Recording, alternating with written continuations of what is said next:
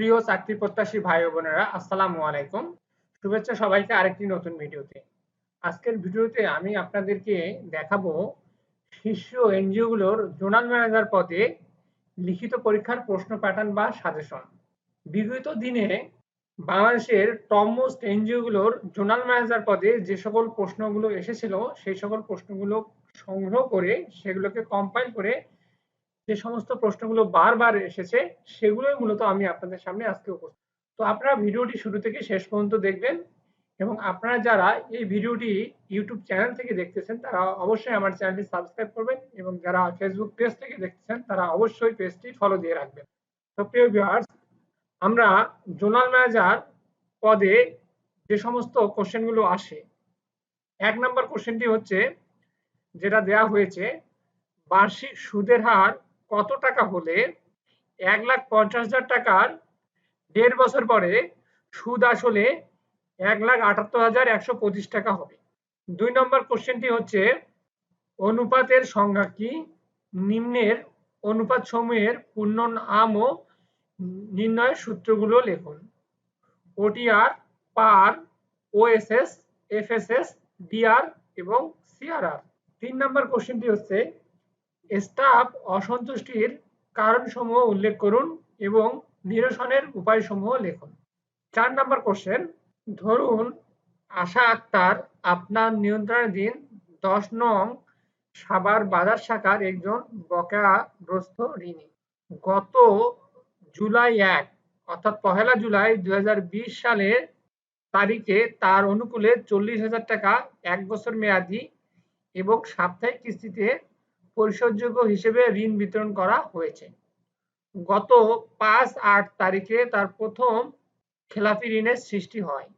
October 31, 2020 তারিখে ডেইন অনুযায়ী উক্ত রুবি আক্তারের মোট বকেয়ার পরিমাণ 2500 টাকা। রুবি আক্তারের নামে অবশিষ্ট ঋণ স্থিতি কোন শ্রেণীভুক্ত হবে এবং এলএলপির পরিমাণ কত হবে তা নির্ণয়। গুরুত্বপূর্ণ একটি কোশ্চেন এবং টেকনিক্যাল একটি কোশ্চেন। 5 নম্বর কোশ্চেন, আপনার নিয়ন্ত্রণাধীন একজন লো পারফর্মার এরিয়া ম্যানেজারের অধীনস্থ শাখায় কাঙ্ক্ষিত অগ্রগতি অর্জনে আপনার ভূমিকা কি? 6 নম্বর কোশ্চেনটি হচ্ছে, আপনার নিয়ন্ত্রণাধীন 10 নং বাগমারা রাজশাহী শাখার সিডিও রাকিব অর্থ আত্মসাৎকারী। তার বিরুদ্ধে প্রশাসনিক ব্যবস্থা গ্রহণের নিমিত্তে প্রোগ্রাম প্রধান বরাবর একটি আবেদনপত্র লিখুন।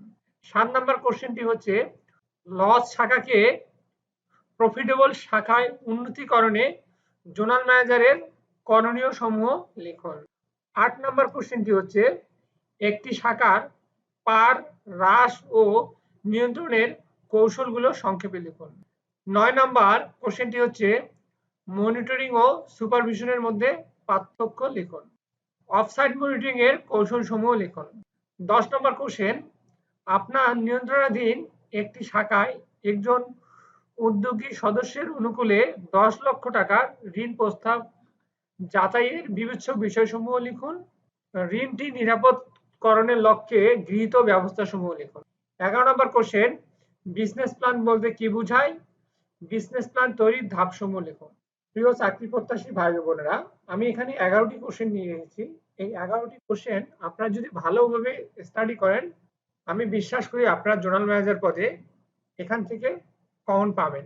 কেননা এই কোশ্চেনগুলোই বাংলাদেশের শীর্ষ এনজিওতে বারবার এই কোশ্চেনগুলোই এসেছে। তো আমি কোশ্চেনগুলো কালেক্ট করে জাস্ট কম্পাইল করে আপনাদের মাঝে উপস্থাপন করেছি। যদি আপনাদের ভিডিওটি ভালো লেগে থাকে, যদি আপনারা উপকৃত হয়ে থাকেন, তাহলে অবশ্যই আমার চ্যানেলটি সাবস্ক্রাইব করে পাশে থাকবেন এবং পেজটি ফলো করে পাশে থাকবেন। এবং আপনারা যদি উক্ত কোশ্চেনগুলোর সলিউশন বা অ্যান্সার নিতে চান, তাহলে অবশ্যই আমাদের ভিডিওর কমেন্ট বক্সে কমেন্টস করে জানাবেন। যদি আপনারা কমেন্টস করেন তাহলে আমরা পরবর্তী সময়ে উক্ত কোশ্চেনগুলোর প্রত্যেকটির অ্যান্সার আমি আমার ভিডিওতে বা আমার চ্যানেলে প্রকাশ করব। ধন্যবাদ সবাইকে। আসসালামু আলাইকুম।